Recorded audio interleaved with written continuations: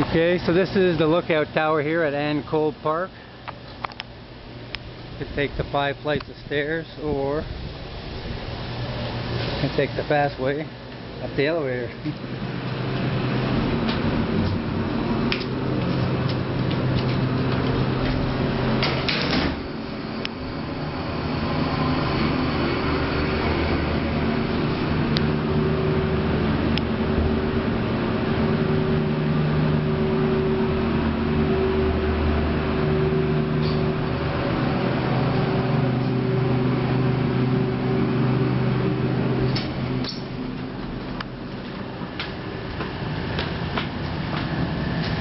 And here's the view as soon as you step off the elevator.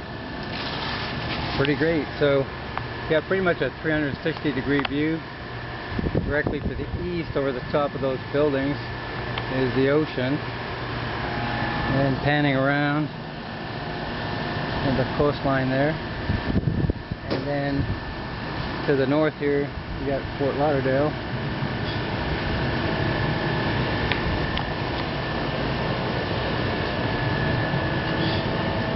A little bit of a hazy day. I'd hoped for a little bit better, but.